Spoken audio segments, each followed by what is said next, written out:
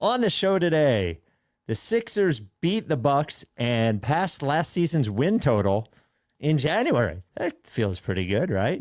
Doc Rivers wants you to feel sorry for him for just something else. Danny Green tells a Ben Simmons story, and Jared McCain finally joins the 2025-2026 Sixers season.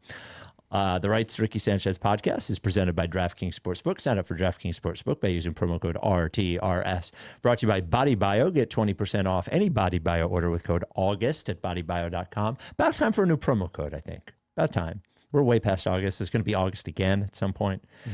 Adam Ksebe, the official realtor of the Ricky, 302-864-8643.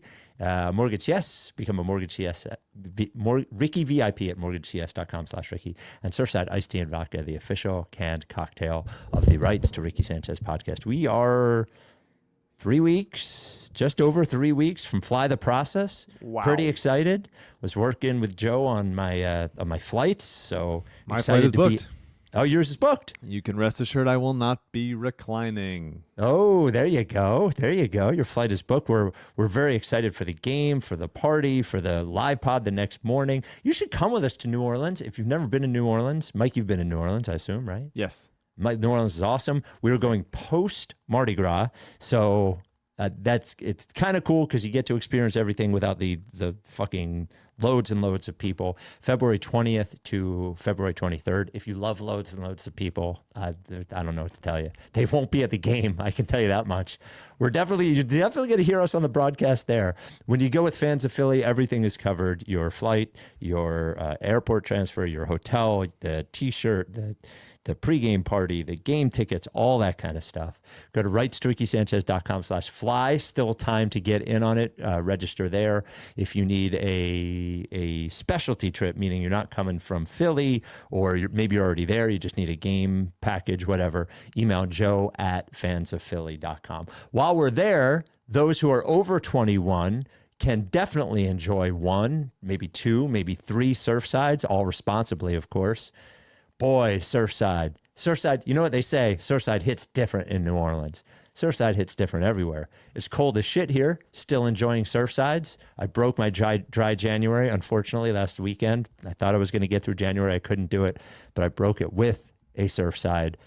Whichever variety you like best, that's the one you should have. The good news is they all have 100 calories. They all have 2 grams of sugar. None of them have any bubbles.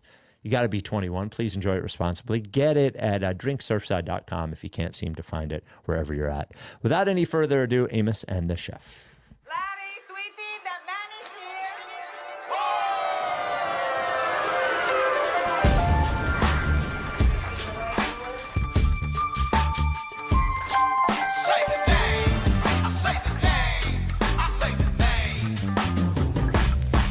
We were right, y'all. We were right. Even when it went wrong, we were right. We was right, y'all. We were right. So say the name. Say the name. We were right, y'all. We were right. Even when it went wrong, we were right. We were right, y'all. We were right. So say the name. Say the name. Say the name.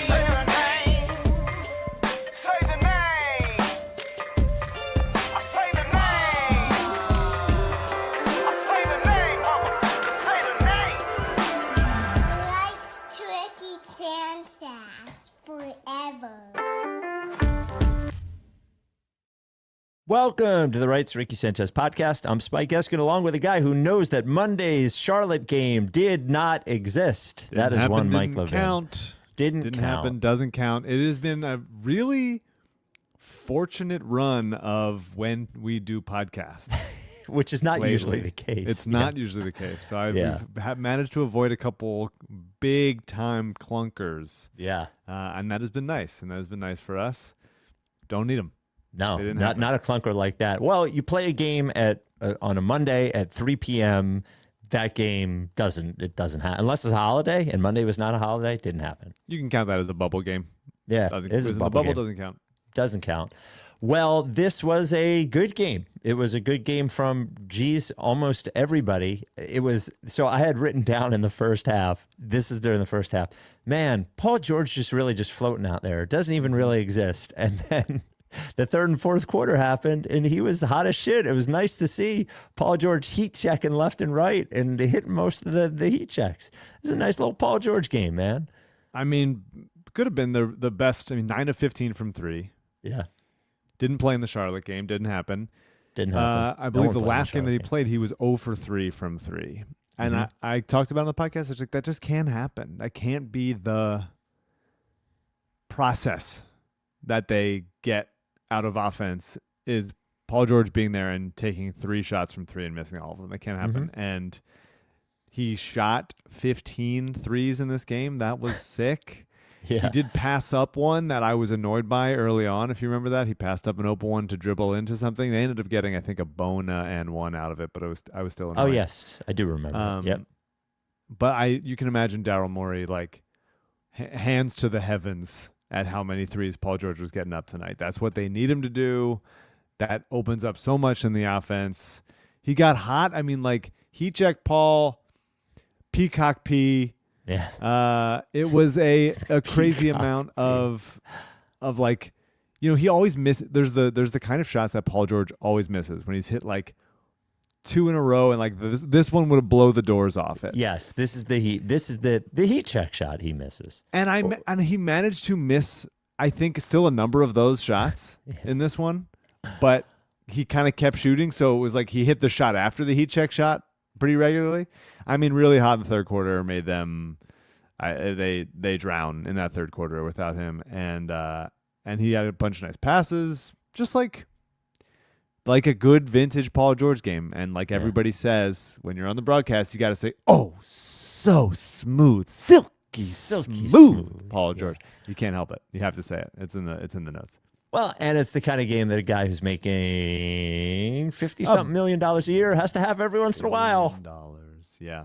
Every once in a while. It's nice between him, and we should talk about McCain because he played an excellent game. He was beautiful. Yes. It's really, really fun to see him be hot. It's fun to see between the two of them, obviously plus Embiid, plus Maxey, just like to be a barrage team. Yeah. Like there's teams when you're watching them and you're like, any minute they're going to explode.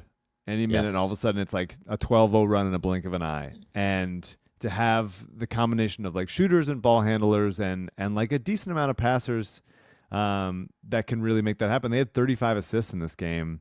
It felt like they were really sharing it, and it was like getting good looks.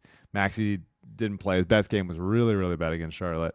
But still, like, he's so fast. He can get to the rim so fast. And so between all of them, it felt like there was a stretch in that third, fourth quarter when offensively, and they scored 42 in the first, offensively, things were clicking more than on like an everybody's doing it way than they ever have before.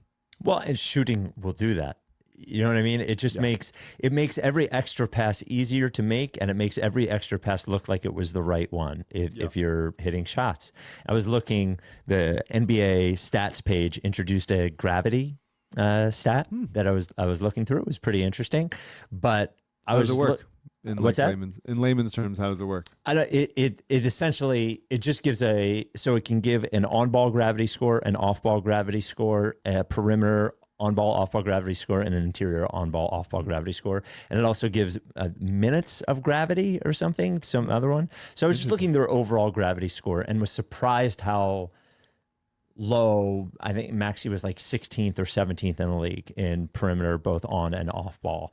And it just, like, it does show if these guys, those are two guys right there that you just mentioned, Jared McCain and Paul George, like, those guys, if they shoot the way that they are capable of shooting, those are two guys that can have serious gravity, like two guys that players will run out at, you know, that will really help. So I mean, my guess for why that is because the Sixers, when healthy, have a number of guys that have a positive amount of gravity, shooting gravity, that essentially means the defense is tilted in their favor.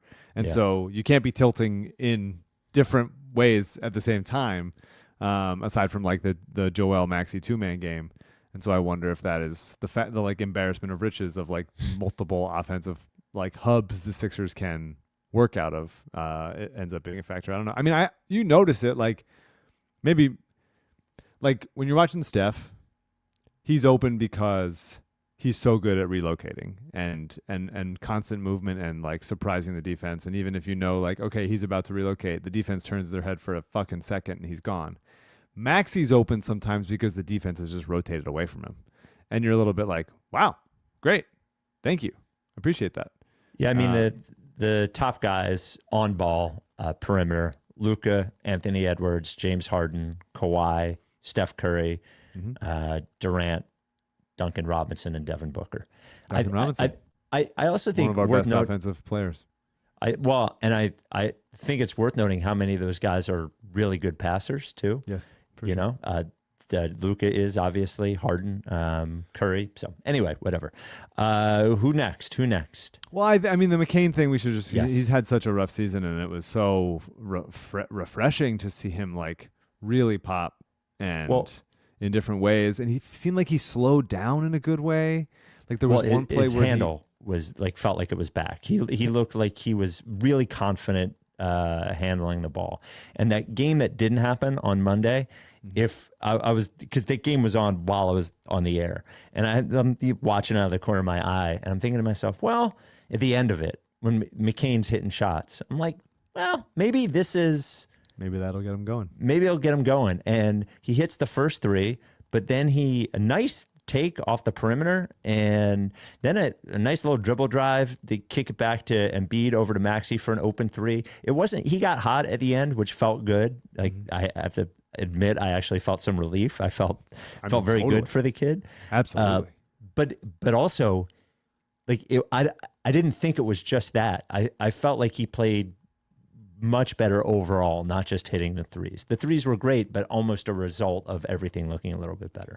And to me, that felt like a result of the handle looked good, but I think the handle looked better because he was slowing down. Yeah. It felt like he was playing at a way too fast speed. It was like as if there's a ticking clock of how long he will be in the game for, which there was, but truly like, yes. Yeah. Not even, but like he was playing the game on like 1.75 speed. It was very bizarre watching him sometimes earlier this season of just like, oh, I have to get in the paint. I have to do the bump. I have to get the shot up. Like it's so quick. And like not in a way that was conducive to good basketball. And it seemed like he just like took a little bit of a breath, and that there was a pick and roll with Embiid. It was that first finish, I think. And he sort of just had a little bit of a hang dribble with his left. And he like gave it a second to see where the defense was reading him. And he's like, okay, now I can lunge forward and get this layup. And he got it. And that was nice. And he passed really well. There was a lob to, was it Oubre underneath? There was a really good pass that McCain had. And it was just like, yes, slowing down, seeing the floor. It felt like distributing for others. He had 3 assists, but it felt like he made a bunch more good passes. It was really, really great to see him be good. And I mean, it happened because Quentin Grimes was out with an ankle. Yep. But Maxey has been extremely tired, like visibly sagging and losing like lift on his shot. His jumper hasn't been falling as consistently as it had been earlier in the season. And you're going to need somebody else to carry some load. And I don't think McCain is going to be able to do it at a high level like himself, but he can be a part of that. With PG, with Edgecombe, even as Edgecombe has sort of fallen back to earth as a nice game from VJ tonight, nice all around game. But it's going to take more than just get the ball in Maxey's hands and everybody has to just wait it out. I mean, it's fucking January. There's a lot more season to play. Like he's going to be a part of this. He should be. The Rights Ricky Sanchez podcast brought to you by Body Bio. I wish Body Bio could bottle up how good I felt when Jared McCain hit a bunch of threes in the fourth quarter. Yeah. I wish I could. They can't. But what they can do is make other supplements. They can help keep you healthier. They're good for you, right? If you're only going to take one gut supplement, make it sodium butyrate from Body Bio. Make it sodium butyrate. There's a lot of gut supplements you can find. Body Bio makes probably the best one. Sodium butyrate, you get that. Body Bio is based out of Jersey, right? And family owned, family operated, blah, blah, blah, all that. They care about the quality of each bottle of every supplement that leaves their facility. They check every batch of everything. If it doesn't measure up to their standards, it doesn't go out. You're not going to go into the grocery store or the pharmacy and see Body Bio with dust on it on the shelves. oxidizing, all that kind of bullshit. No. They care too much about their product for that. Butyrate I mentioned. How about E-Light, which is the first one we ever talked about, your hydration solution. No artificial colors, no artificial flavors, no sugar, no nothing, just electrolytes. You put a little bit in your water, blah, blah, blah. I used to have all these cramping problems. E-Light. Remineralize. I could go on and on because Body Bio has been with us for a very long time. They make great products, and they're going to give you 20% off because you listen to the Ricky. Go to bodybio.com, use code August for 20% off your order, bodybio.com for 20% off your order. And if I'm not giving you specifics enough about these products, the good thing is on the website, they have everything. The better thing is, if you can't find it, just text Mike from Body Bio because he will tell you the answer. Again, bodybio.com, promo code August. That is bodybio.com, promo code August. I played basketball for the first time since like mid-December, and because I had Body Bio, yes, no E-Light? cramping. Oh, there E-Light, you go. E-Light, no cramping. Needed it. Just to wrap up the McCain thing is like they don't have, given that Lowry doesn't play or whatever, they don't really have like a natural backup lead ball handler. It's been sort of by committee, right? You have Edgecombe doing it a little bit. You have Grimes doing it a little bit. You have Paul George doing it a little bit. McCain can be in that mix. You're talking about just ways to get Maxey off the floor. A competent McCain, which he did. That was the role he had a few times tonight. Can definitely be that. So yeah, it was nice to see. It was nice to see him run pick and roll. Yes, and like give the ball up and get it back. And it felt like for most of the season, when he gets the ball, and a lot of times he didn't. He was just standing there, like, spreading the floor, and nobody passed to him. But a lot of times it was like, if you get the ball, he's playing like he's not able to get it back if he gives it up. And so it was nice to see that. Joel Embiid alley-oop from Tyrese Maxey. yes. What did you do? What did you do when it happened? I yelled. I was like, and then I started laughing. I laughed. Yeah. I laughed. Now, it was the lowest alley-oop thrown of all time, I think. Like it was an alley-oop that Embiid got it on the way up, but they also thought it was funny. Maxey loved it. The bench loved it. Yeah. Embiid knew it was funny. I don't think I've ever seen. Honestly, I don't remember Joel Embiid ever catching a lob, even in the peak of Joel Embiid. Yeah, he got a couple when he was like right under the basket. There was very few like full speed ones for sure. Yes. And that was as close to full speed as he gets these days. Yeah. I loved it. I thought it was sick. I did do like a deep belly laugh when I saw it. It felt like a plant and payoff from earlier this season when, he's been dunking more over the last month or whatever, because there was a time when Embiid and Paul George had 0 dunks combined, and then it seems like both of them kind of heard that and took it personally. Yeah. And now they're both trying to dunk a lot. And As well they should. Yeah, for sure. Yeah. And Joel said, I can catch alley-oops, and Maxey said, I'll throw you one next time. And this was like the first opportunity he was going to have to do it. You saw them both won it, and it happened, and I was thrilled about it, man. It was a joy. It was a joy to watch that. It's so nice that Joel is playing at the level he's playing at, and as consistently as he is. I mean, he was unbelievable in the first half. Unbelievable. Well, the 15-footer, I sort of feel like is as reliable as it's ever been. Yeah. I always think it's going in. The 14, 15-footer, I always think it's going in. Now, you were catching up watching it. Did you happen to see the fucking awkward, weird thing at the end of the first half? The Jurassic Park thing? Okay, CJ, can you play this for Mike? Okay, yeah, so whatever. let me paint the picture for you. Is it the linked? First? It is. It's linked in the show notes. It says, "This was terrible." So it's the end of the first half, Okay. and instead of going to break, they stay on the court. The place goes dark, and the following thing happens. I knew you weren't going to see it because you were speeding through the game. CJ, Yeah. Do we have it? I couldn't guess. here we Couldn't guess go. what this is. And wait a second. Something's going on in here, Noah. Yeah, no, something's definitely happening. Feels like I think there's a tech is problem in wrestling. here. Whoa! All right, did you hear that? Look at the screens. They all went blue. Wait, I'm seeing a message on the Jumbotron that reads, "You didn't say the magic word." Reggie is acting so Isn't that from hard. Jurassic Park? I think that's from Jurassic Park. You know what? I think you're right. Didn't say the magic word. It's that thing where the whole place shuts down, right? Yeah, okay. Maybe it's got. Okay, all right. I love yeah, the the fans streams have come back to completely normal. All right, that's unaffected good. by any of this. So that's what they do. And they're like, well, I guess we'll find out the magic word later. And then no one's ever mentioned anything about it since. So Look, Universal has to promote their stuff, man. yes, They gotta for do it. sure. And why not do it at halftime of Sixers Bucks? Just instead of trying to have this, like it's not like it's 2001 and you can scare people into a viral moment being, oh, what? Just tell me what fucking Jurassic Park thing is coming out. Don't just tell me. I'll be more likely to be excited by it than that. As a Universal employee, I thought it was awesome. Oh, okay. And I thought it was actually pretty sick and it very, very Y2 Jericho of them in a place where people like Y2 Jericho. Why not? Fair enough. It was VJ you mentioned, Maxey. Maxey has been, we've mentioned this on the last pod. The last couple of weeks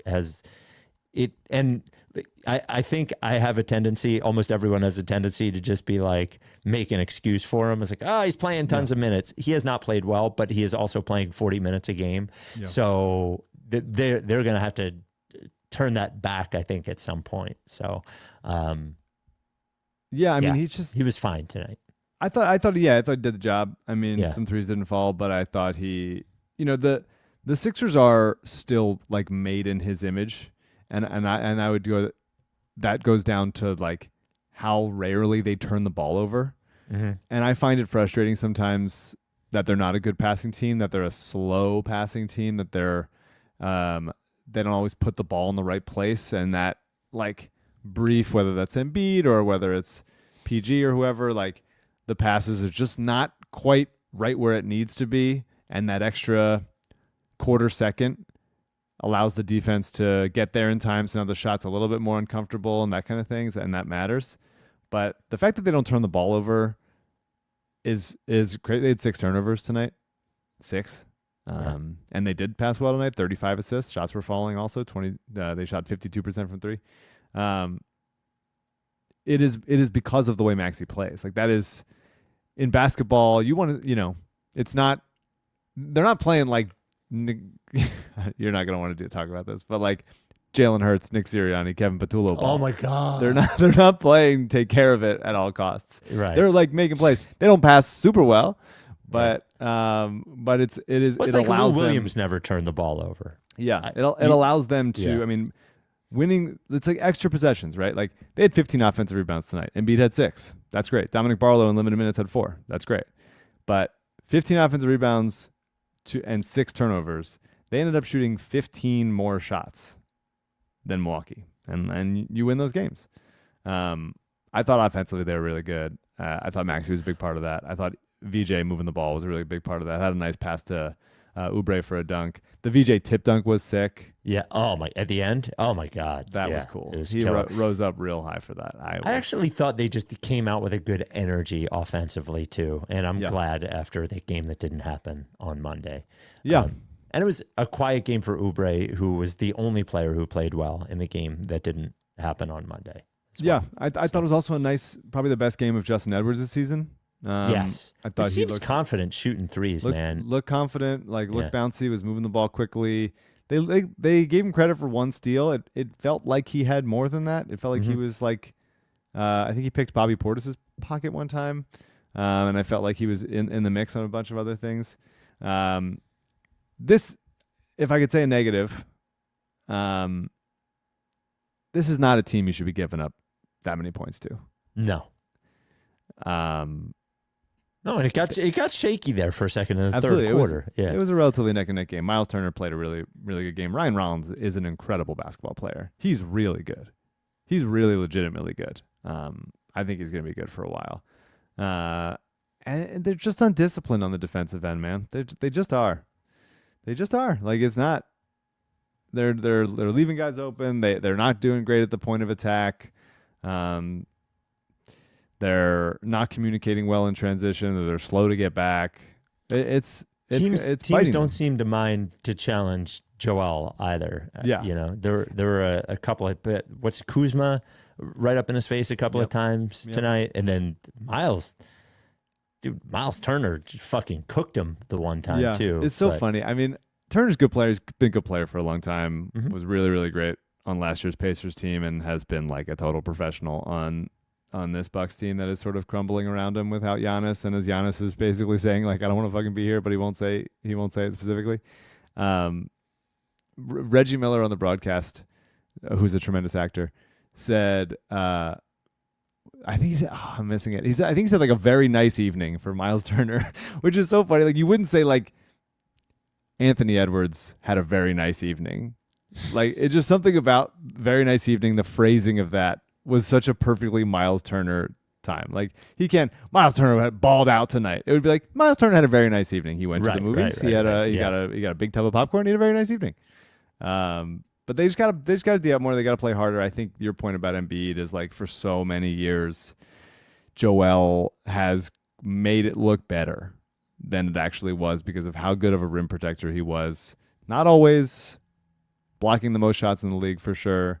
And as the years went on, like not challenging as much as he would have before, but he just with angles and positioning and being in the right place, he deterred a lot of rim attempts, and that's not the case anymore. They're going at him, and he rose up a couple times in that Knicks game, and I think he's regaining some of that time, but you don't see many like they drive in and they see Embiid there, and then they just like Nash dribble around him to like start the possession again because they're like not touching that shit. Like it's just not happening anymore, and other guys got to be better and more like on a string and connected, and they're not quite there yet, which is why they're like a middle of the road defense.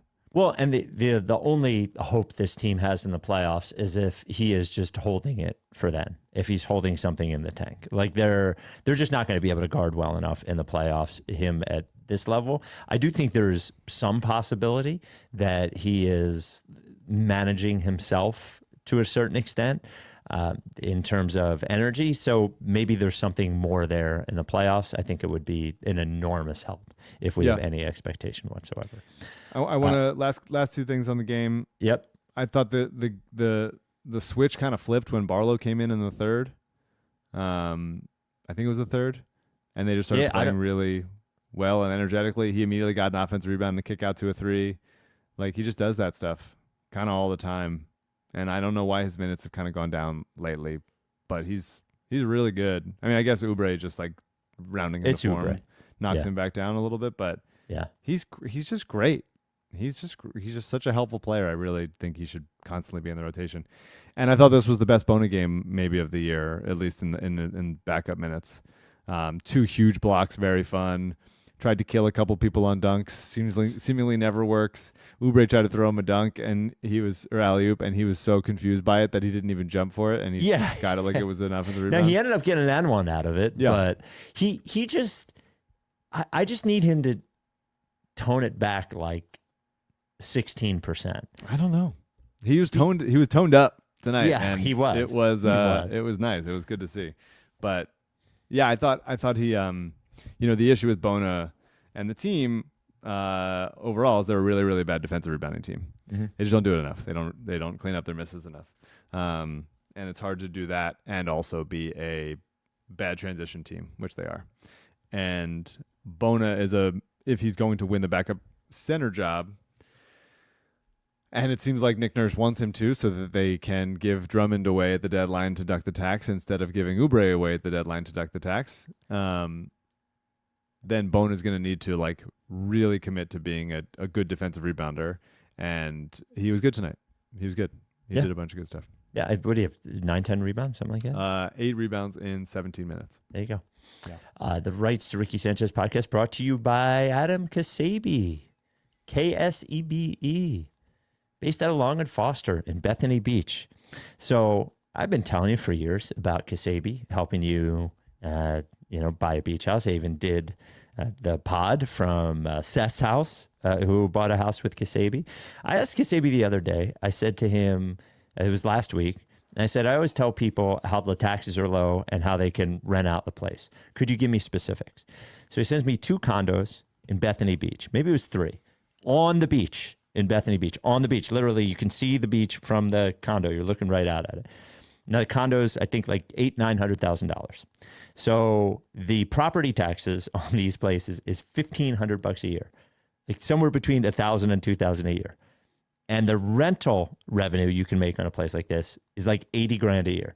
So if you just do the math, your rental revenue that you're getting from this place is more than paying for your mortgage. So then you have a beach house you can go to in Delaware with your friends, where your family goes up in value or whatever. But then you don't have to worry about spending thousands of dollars on somebody else's house with somebody else's mattress, with somebody else's sheets, all that kind of stuff. It's your place.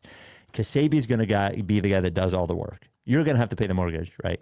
But he's going to do all the work. He's going to find the place. He's going to tell you which places are good. He's going to help you bid, all those sorts of things. He works. There's a lot of realtors just show up at signing, let you do all the searching on the internet. No. He works for you. Ksebe, any of the Delaware beach towns, anywhere in Maryland. Also, if you're looking to buy or sell a house in a different state, he can help you there as well. He can't do it for you, but he's got connections all over the place. But Delaware Beach House is where it's at, Ksebe, Ksebe. If you would like to reach out to him, go to or text or call 302-864-8643. That's 302-864-8643, or go to buyindelaware.com. Before we leave the game, Doc Rivers, of course, coaches the Milwaukee Bucks. And prior to the game, he was asked about his time with Joel Embiid, and he told partially a lie and partially like kind of an excuse. It was very Doc Rivers minute of audio. Here it is, courtesy of NBC Sports Philly.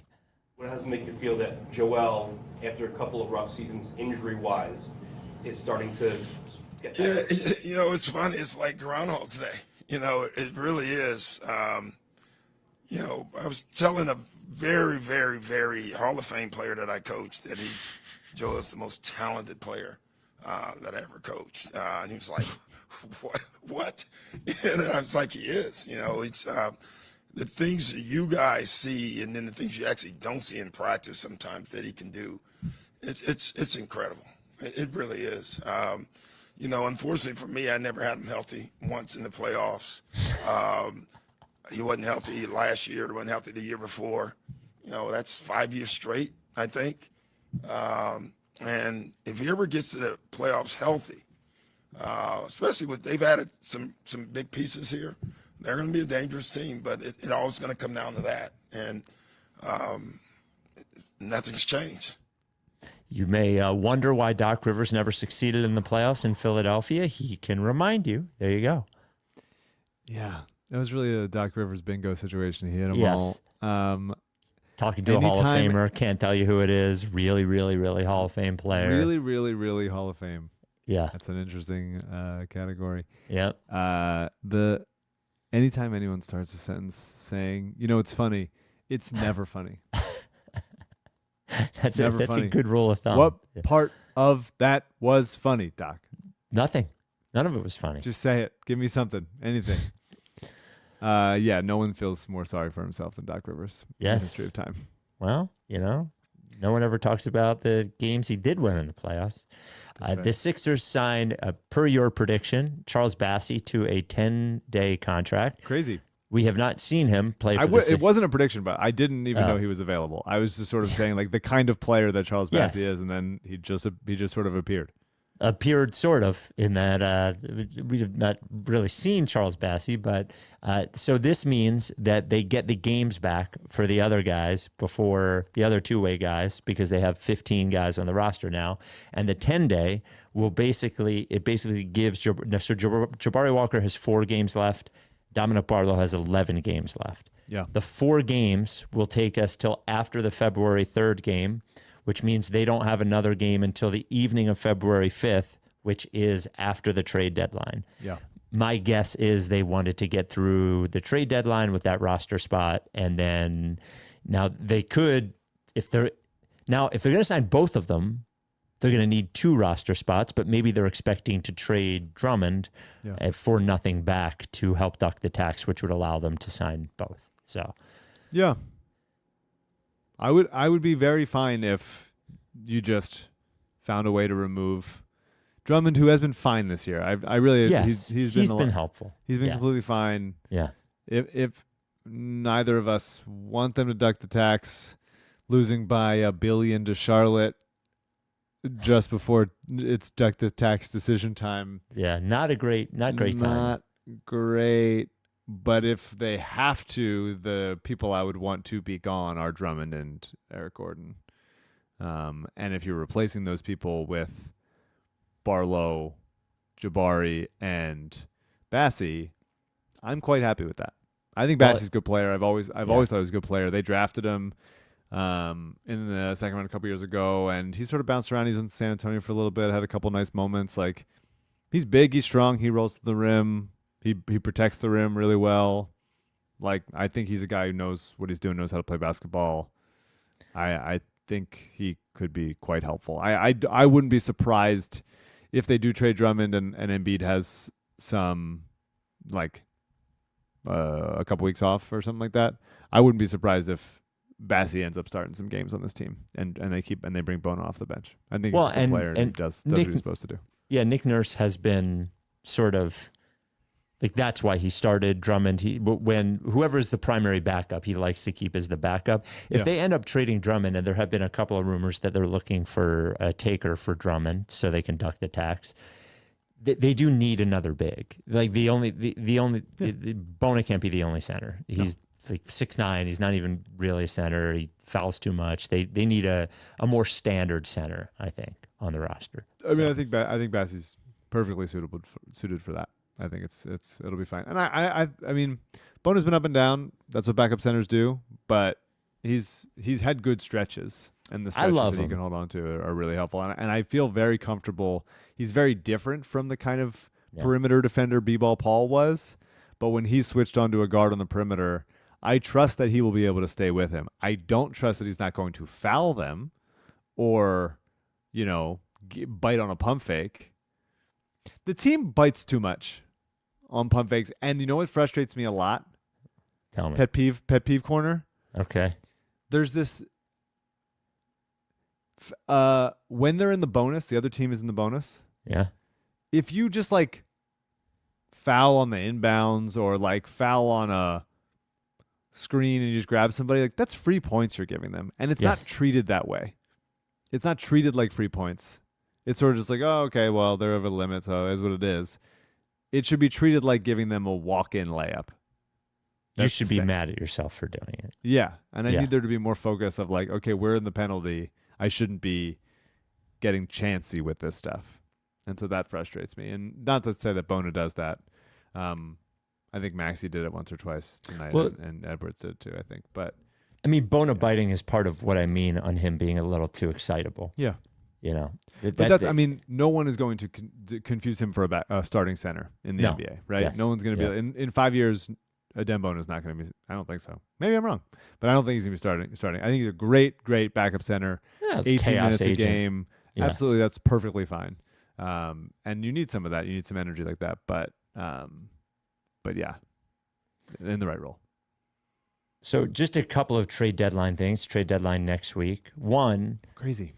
Would you rather, to duck the tax, you have to choose one of these two things, trade Oubre for nothing or Grimes for a high second-round pick? There is an anti-Grimes sentiment that I just don't share. I'm not anti-Grimes. Not you. I wasn't saying you specifically. Okay. I'm saying just sort of like around around. I think because he's so hot and cold. I think. Yeah, there's always somebody. Like nobody's gonna be. He's the Covington. He's the Danny. Yeah, you got to have. It's usually a shooter like that. But I think the difference between those guys is both of them, while they were very good defenders, they were not very active defenders. Yes, they had some. It's been a few months since I brought this to the table. Bobby Abreu to their defense. Oh, gross. a little bit of gliding. Yeah, really gross. Whereas Grimes is like really like he's moving. He is like sliding his feet. He is active. He is bouncing around. He's being physical. All that stuff. And so I really like Grimes as a player. Obviously, I would love for him to shoot 40% every game from three. That would be great. But it's and I think maybe the wanting McCain to beat him out, which I understand. Like McCain hopefully is a long-term piece on this team. Grimes probably is someone that they're going to sign and trade this offseason. I guess I would say Grimes for a second-round pick, so then we'd have a second-round pick. And Oubre is, I'd say, a high end. I mean, I'd say I equate them relatively similarly. Grimes, obviously the better shooter. Oubre, though. I For sure. love Oubre. Yeah. For sure. And there hasn't been that many of those kinds of moments from Grimes. I think Grimes is a better shooter and someone they have to really run out on, and Oubre is a better around the rim and just bigger and can switch on to bigger guys that you feel comfortable with. He's so long, Kelly. He gets to so many blocks that you just don't expect him to get to because of how long he is. Draws so many fouls when they're when he is draws offensive fouls as a defender. Love it. Then does a push up. Love it. One other trade scenario for you. We should do a bunch of made up trades before the deadline. Maybe. So you think? So the question is Grimes for a second round pick. Just trading Grimes into someone's cap space for a second round pick. Yes, or Oubre for nothing. Yeah. Oubre for nothing is not acceptable. Okay. That is not something that they should be allowed to do. David Stern from his grave. Sixers fans everywhere will make him rise from his grave to prevent it. But I wouldn't be thrilled about Grimes for a second round pick. I don't think that's the kind of trade a team that is trying to win. Trying to win their, the top of the East it's Detroit and a bunch of teams that go 6-4 and 5-5 over the last 10 all the time, and they're just kind of ping pong around and they bounce around. And Sixers lost by 1 billion, so their point differential is going to be hit. The 2 or 3 games that they lost by 40 plus, but there's no reason why they shouldn't be competing with all those teams when they're healthy. Yeah, I go back and forth. The December, January, they are now 15-12 with a point differential of 1.5. Yeah. And so I think with Embiid, now they'd be 12-7. Without Embiid, 3-5. It's it's okay. I feel like everyone nationally is doing it. If they all are healthy, and I just want to be they're all healthy now. Yeah. They're all healthy. I don't know. One other trade idea: Paul George, Oubre, and Drummond. 3 first-round picks. All 3 first-round picks they have available. Michael Porter Jr., Nick Claxton. No. Is that just because you hate Michael Porter Jr.? I'm not trading 3 first-round picks to swap Paul George for Michael Porter Jr. Not a chance. And Nick Claxton gives you this. I mean, he's good. He's better than Bona. He's better than Drummond for sure. I think he's a good player, but he's starting level player. But he'd be a backup to Joel. Yes. I wouldn't do that for sure. I mean, I think MPJ is better than Paul George at this point. Certainly way offensively better. At this point. Yeah. I think you would have major issues defensively. I'm not trading 3 first-round picks for the opportunity to have Michael Porter Jr. on the team for a long time. All right, fine. I'm just throwing it out there. 3 firsts is a lot. Well, that's you're locked into it. There's no moves after that. Yeah, that's I what know. you got. I think Claxton's good too, though. I love Claxton. I've loved Claxton for a long time. It's good Embiid insurance. Totally. Yeah. But it's also if Embiid's not there on the long term this season, you're not going anywhere anyway. Sure. And you're out of bullets. And I'd be happy to acquire Nick Claxton in the right situation. I just wouldn't be we're going 3 first-round picks, all our chips into the table, nothing but that. Because best case scenario, and in best case scenario, you're playing for Eastern Conference Finals. Mm-hmm. He's on your bench for 35 minutes a night. Nick Claxton is, yeah. But also, realistic case scenario, the 2 games in the middle of the series, Embiid can't play. Yep. You're not starting a Dembona, Yeah. The Rights Ricky Sanchez podcast brought to you by MortgageCS. It's sort of I feel like backup center on the Sixers is sort of like a backup quarterback in the NFL if you're trying to win a Super Bowl. It's you need a good backup quarterback because you end up losing. you lose your QB for 3 games in the middle of the season, it can be the difference between home field advantage and not. So Totally. But you're just yeah. not trading 3 first-round picks for your backup quarterback. No, but also Michael Porter Jr. Okay. Yeah. Right. Race to Ricky Sanchez podcast brought to you by MortgageCS. MortgageCS, a completely different mortgage broker experience. MortgageCS stands for Mortgage Concierge Service. What does that mean? Doesn't really matter. Here's what does mean. Here's what does matter is that they are independent, meaning that they are working for you and not some secret deal with a bank. So when they're leading you toward one lender, it is because it is right for you. That's important. What's also important is that they are always going to have time for you. If you have questions, buying a home, getting a mortgage, very, very, very intricate, confusing, fucking crazy thing. You will, after you work with MortgageCS, you will leave learning and knowing so much more. If it is a weeknight, you want to talk to Alec or Ben or whatever, they have time for you. If it's a weekend morning, they have time for you. If you need a pre-qualification letter, they have time for you. And the final thing is all of their communications, not just the phone calls, the emails, I'm very big on this, are complete, are timely. And when you are, trying to bid for a house, trying to close on a house, whatever, you need them to be up on it, and they are up on it. I've worked with 2 other mortgage brokers prior to MortgageCS. The experience is not the same at all. It is so much better with MortgageCS. I can't even explain it. If you're thinking about buying a home in 2026, the sooner you reach out, the better. Even if you don't think you're going to do it till the summer, get yourself pre-qualified, get them all the documentation they need. They're a top 5 mortgage broker in the United States. Top 5. Ben is one of the top 200 loan originators in all of the nation. There are over 150,000 of them right now. I am telling you, every Ricky listener that has reached out, that has worked with MortgageCS, that I've talked to over email or in person, they've all felt the same thing. There's no one else you can use. MortgageCS.com/Ricky to set up a consultation, or just text Ben or call Ben, the CEO, at any point, 267-391-7425. That's 267-391-7425. This advertisement is not a commitment to lend or extend credit. MortgageCS is an equal housing opportunity mortgage broker. All loans are subject to credit approval. Certain restrictions may apply. Company at MLS 1464766. Visit MortgageCS.com/Ricky for more information. I think they're going to New Orleans. They always come on the trips now. Nice. I'll have to check in. This came from Andrew, writes RickySanchez@gmail.com. Dear Spike, Mike, and CJ, basketball question. On December 1st, 2025, Zach Lowe podcast, about 20 minutes in, they started talking about the Knicks giving up too many open threes, and then Zach totally steals Mike's entire bit about overhelping defense almost word for word. It's insane. Are other NBA podcasters allowed to do Mike's bit about other teams? Yes. Okay. And then non-basketball question. I was very confused when Spike recently apologized for saying fuck during the pod. You guys have always cursed all the time, and every episode ends with FFFF, I'm going to effing kill you, which is on the Tony T remix. So what the F was that apology? I don't know. I think what's happened is because I'm on the radio all the time now, I'm more sensitive to the profanity, and maybe that's what happened.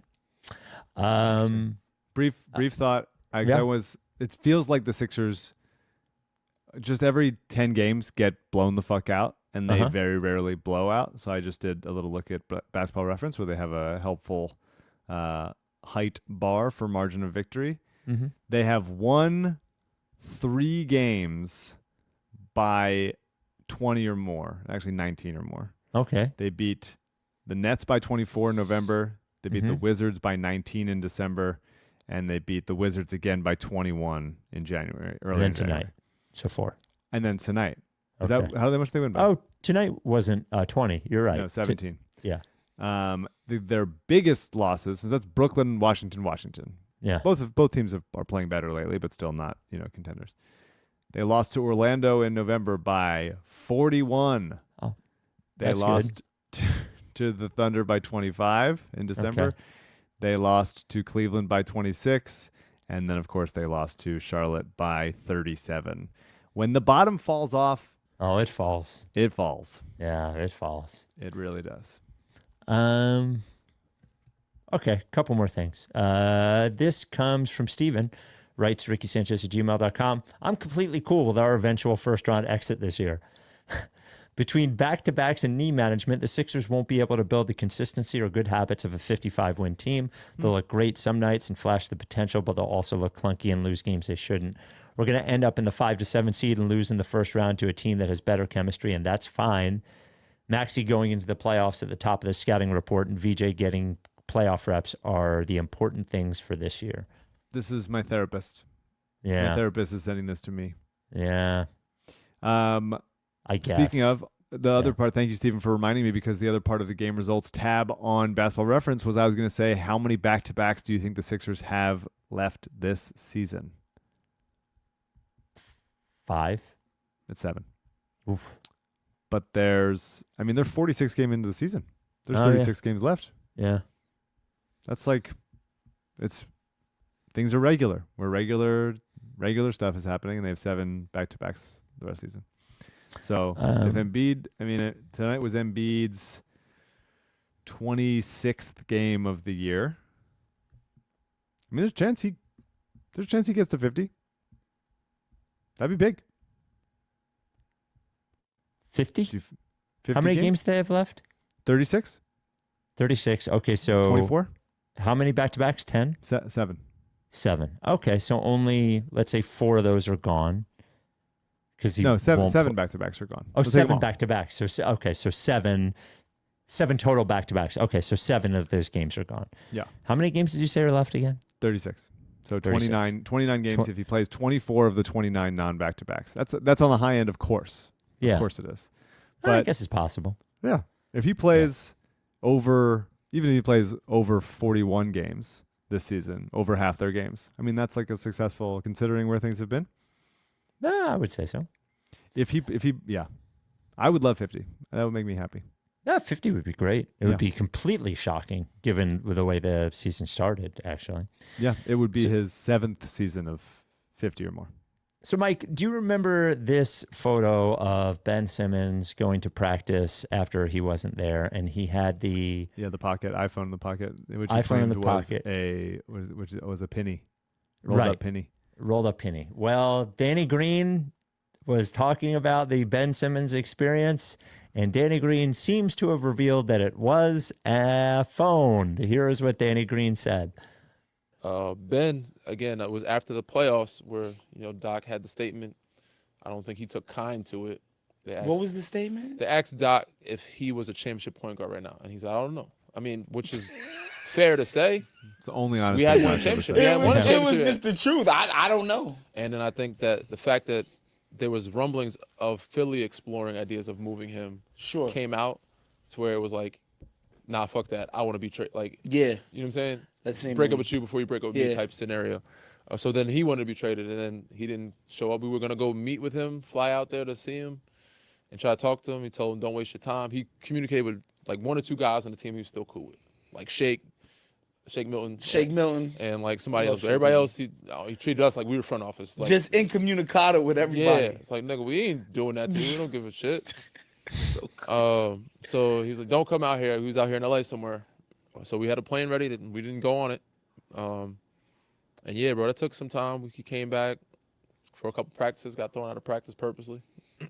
You was at the practice? I was on the team. Yeah. He had his sweats on, phone in the pocket. You know what I'm saying? Did a couple drills. Doc was like, yo, come on in, bro. Like, Ben, again. He was like, nah, I'm good. Nah, Ben, we need you on. Nah, I'm good. All right, well, we'll get the fuck out then. Go home. You know what I'm saying? Wow. That simple. There it is. Phone in the pocket. Really funny. It is crazy to not talk to the teammates. Yeah. What are you doing? No. I will say a better move, letting them know ahead of time, don't come out here. That's not going to help. Yes. Then everybody coming out. And then you don't see them. I'm getting a bat. Yeah. You make me fly out to I'm already pissed to have to okay, dude. Yeah, please come back. We love you, dude. You're so good. Can you imagine Shake Milton having to deliver the message? Fucking Shake Milton. Everybody's ready to get on the plane, and Shake's like, Ben says don't come. He said don't come. I love Shake, man. He was a great player to watch. Is he still in the league somewhere? No. He's playing. I think he's playing overseas. But always good player.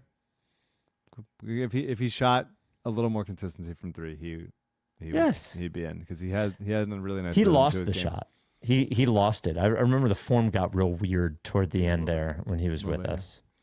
Simmons was just ultimately not good enough to do that. No. And I'm there really is like the kind of behavior that you can have as an athlete, as an actor or a writer, director, like when you're like, I'm good enough that I can do this. Yes. And at a certain point, it's like everyone looks around and goes, no, you're not. Yep. No, you're not. Two more emails. This is from AJ, writes rickysanchez@gmail.com. Just a quick note in regard to AU thinking 20,000 points is equal to 500 home runs. Here we go. I'm never letting this go. No, this is the thing that both of us enjoy the most, I think. Yes. And I know. And I haven't talked to him about it at all. I haven't texted with him at all about it. It's only been on here that I just get joy out of it. I know AU is just fucking kicking whatever seat is in front of him right now when I bring it up, and people are going to keep emailing about it, so I'm going to keep reading them. In any case, from AJ, just a quick note in regard to AU thinking 20,000 points is equal to 500 home runs. This would mean Tobias Harris has hit 400 home runs, which is something that only 58 players in MLB history have done. If you look at that list, you wouldn't say any of those MLB players are as insignificant as Tobias Harris. It's almost exclusively all-time players. Jason Lipschitz hearing that and going, well, hang on a second. Yeah, right. And then we keep getting the air travel emails. If you want to hear, I talked to somebody from when I did the event with Chuck Klosterman. There were a bunch of Ricky people in the audience, and I think it was Craig. One of them asked him the seat recline question. What did Chuck say? He said it is particularly bad for him because he's tall. He talked very long about it. This is just an excuse for people to talk about how tall they are. Yes, yeah. This is from Ellery, writes rickysanchez@gmail.com.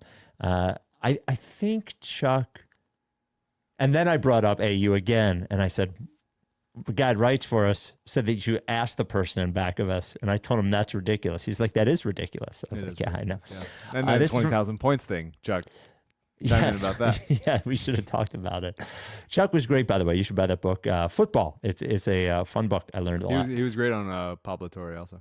He did the fucking... Did the circuit. He did the circuit, yeah. Hi, Spike, Mike, and CJ. Figured I'd add my take to the pile. I personally believe there's a special place in hell for people that put their bags and coats in the overhead bin, especially when the flight is full, and most especially when the airline staff asks you not to. Sorry if you're one of those people. Actually, no, wait, I'm not sorry at all. People that put their... Yes, like when he says bags, I think he means like, backpack or and coats up there.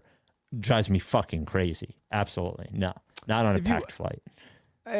Yes. If it's a packed flight, you really got to exercise caution. Yes. If you can get your coat on top of your bag so that it is, taking the same amount of space. Taking up the same amount of space, I think that requires some effort, and they've made like you really don't have much room for the bag up there anyway, so that not usually the case, but yeah, you got to be part of a society, you guys.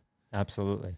And then did you see the thread? This was on Blue Sky about guy who was on a bus, and he fell asleep, and then he woke up and they had like missed their stop, and it was like a viral thread on Blue Sky. No. And the driver was apparently like, I don't know, going through something and was not stopping, and just kept driving. And it was like other people on the bus trying to coordinate it, and they're calling the bus company. It was a crazy threat. The bus driver was not stopping at the stops the bus driver should stop at? Yes, or, correct. Oh my God. Yeah. And so it sounds like the a movie. beginning part of the thread is very scary. Okay. And then it gets kind of funny because the guy was just like, everyone kind of got off. Yeah, it was an enjoyable, there's some danger in there, but it was good. Everybody turned out okay. And people then are screaming at him. He's like, I'm not stopping. I mean, it now that like everything's okay. Speed, yeah. It is like speed if everyone's just angry at the driver. Right. Yeah. And then we got this from Chris. Hi, Spike, Mike, and CJ. After listening to the segment on airplane urination on the last pod, I need to add another perspective. I have suffered from kidney stones since about age 27. So 22 years, going on 23 tomorrow. Happy birthday, Chris. Part of managing them involves imbibing a tremendous amount of water each day. Think about 100 ounces on average. Now, nobody in the right mind wants to be using a tiny, disgusting airplane bathroom more than they need to, but it's hard to avoid when this is your life. As a result, I generally prefer the aisle seat so I don't have to deal with making others get up for me multiple times on a trip. For my own sanity, I'll slow my liquid intake before and during a flight, but I can't afford to completely stop it. Chris, I'm sorry. You're going to have to stop it. No peeing. But he's in the aisle. Yeah. Oh, if he's in the aisle, it's fine. He's in the aisle. Yes. You're in the aisle. You can do whatever you want. Yes. You get up 100% all the the time. aisle.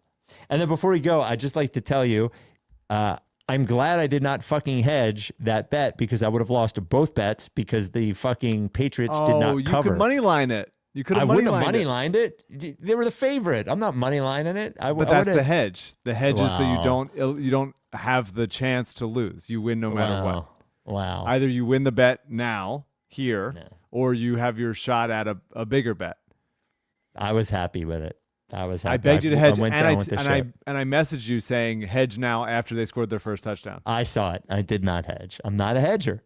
Because they might not have been the favorites at that point if it was a live situation. I bet they weren't. You're right. Yes, I didn't hedge though. So, all right. We will talk to you this weekend. What, Sunday? So here is schedule talk. Schedule talk. Someone do a song for schedule talk. Schedule talk. Sixers play the Kings Thursday night. Gotta be a and win. Pelicans. You got to win by 1 million. Yes. You have to win both games by 1 million. I need that point differential to be coming back. Yes. Please. Yeah. Some good games on tomorrow night. Non-Sixers. If you're looking for some Eastern Conference stuff, Knicks at Raptors, Magic at Heat, Hawks at Celtics. Those are some and Lakers at Cavs. So some interesting stuff in the standings should follow. I just like the schedule. I like looking at a schedule, I like seeing it. I like looking at a map. I like looking at a schedule. I'm a simple man. Yeah, we need to win both these games Big time. against New Orleans and Sacramento. So, all right, we will talk to you this weekend, Sunday, right? Yes, Sunday. Are you done with TTP? Yeah, you know Lickface.